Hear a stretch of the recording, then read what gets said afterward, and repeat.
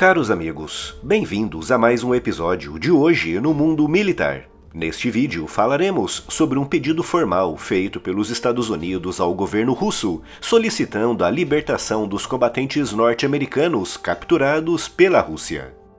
Em 2 horas e meia de conteúdo exclusivo, o coronel da reserva Paulo Filho, um dos mais prestigiados comentaristas militares e geopolíticos do Brasil, explica todos os antecedentes históricos e geopolíticos que conduziram a Rússia e a Ucrânia para a guerra. Entenda por que a Europa mergulhou novamente na guerra e aproveite a promoção de 35% com cupom de desconto. É só até o dia 30 de junho. Os links estão na descrição. O debate sobre como classificar combatentes estrangeiros lutando por outros países é sempre muito complexo. Por isso, o melhor é usar a definição reconhecida internacionalmente. Uma definição que, é importante ressaltar, foi reconhecida tanto pela Rússia como também pela Ucrânia. Países que estão em uma guerra na qual o emprego de estrangeiros por ambos os lados é muito elevado. Mas que definição é essa? E o que ela diz especificamente sobre combatentes estrangeiros? A definição em questão é a Convenção de Genebra, que, volta a ressaltar, foi assinada e reconhecida pela Rússia e também pela Ucrânia. De acordo com essa convenção, a nacionalidade é irrelevante para qualificar uma pessoa como combatente regular ou irregular. Uma qualificação muito importante, já que depende disso se uma pessoa capturada no campo de batalha será tratada como prisioneiro de guerra ou como terrorista. De acordo com esse documento, reconhecido internacionalmente, um combatente regular, também referido como combatente privilegiado, é todo aquele que é membro das Forças Armadas de um dos países envolvidos nos combates, ou membro de milícias ou de unidades de voluntários, desde que devidamente inseridas na cadeia de comando do país pelo qual lutam. Ou seja, milícias e combatentes voluntários estrangeiros só podem ser considerados combatentes regulares se a unidade na qual estão inseridos responder às ordens do comando militar do país pelo qual estão lutando. Até mesmo membros de resistência armada em áreas sob ocupação militar, desde que transportando armas à vista e desde que tenham algum símbolo identificativo visível que os diferencie de um civil comum, e desde que a sua organização de resistência receba ordens diretamente do país pelo qual lutam, devem ser qualificados como combatentes regulares e, por isso, se capturados, devem ser tratados como prisioneiros de guerra e não como terroristas. Um combatente considerado irregular e, por isso, passível de ser julgado como terrorista é todo aquele capturado em combate disfarçado de civil ou que tenha simulado a rendição para matar e ferir o adversário. Voluntários, nacionais ou estrangeiros, mesmo que transportando armas à vista e com um símbolo de identificação bem visível, se estiverem destacados em unidades não inseridas na cadeia de comando do país pelo qual combatem, são incluídos na categoria de combatente irregular. Espiões e civis que tenham atacado militares adversários e até mesmo crianças combatentes, habitualmente com menos de 16 anos, também estão incluídos na categoria de combatente irregular. Outra categoria de combatente irregular é a dos mercenários. É muito fácil identificar um mercenário, sendo todo aquele que assina um contrato como combatente, não com o país pelo qual luta, mas sim com uma empresa privada que, por sua vez, assina um contrato com o país pelo qual combate.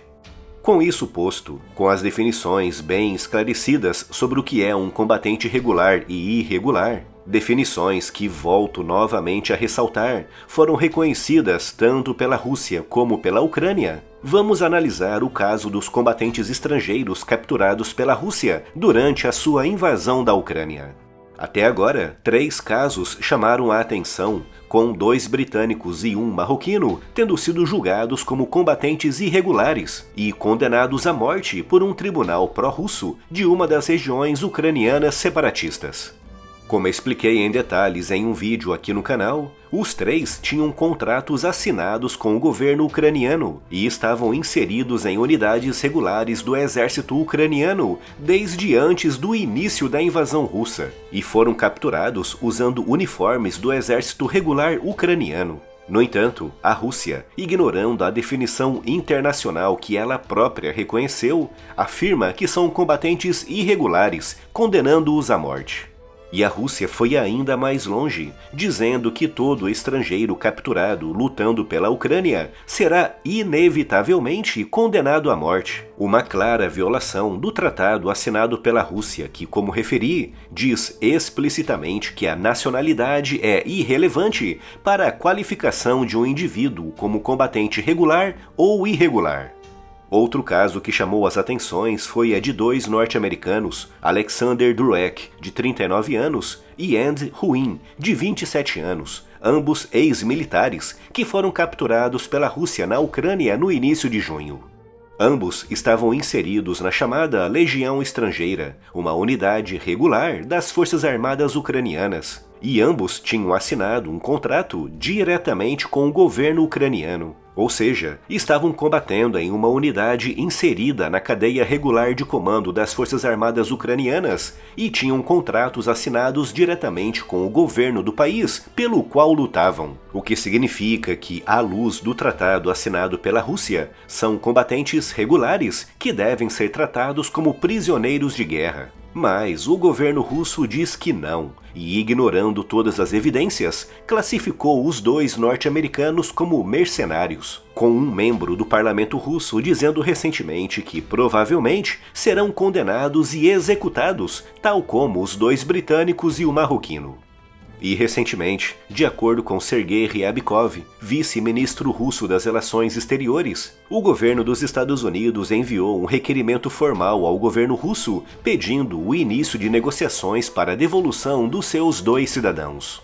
Ryabkov não deu mais detalhes, mas adiantou que os dois governos estão conversando sobre esse tema. A insistência da Rússia em violar a Convenção de Genebra com relação a combatentes estrangeiros na Ucrânia pode abrir um precedente perigoso para a própria Rússia.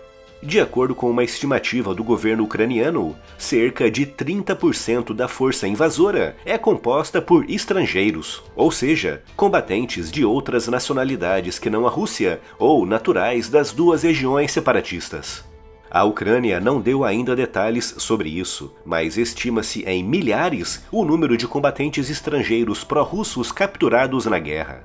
Se a Ucrânia aplicar o princípio da reciprocidade e, assim como a Rússia, ignorar esse aspecto da Convenção de Genebra, centenas ou mesmo milhares de estrangeiros pró-russos poderão ser julgados e condenados à morte na Ucrânia.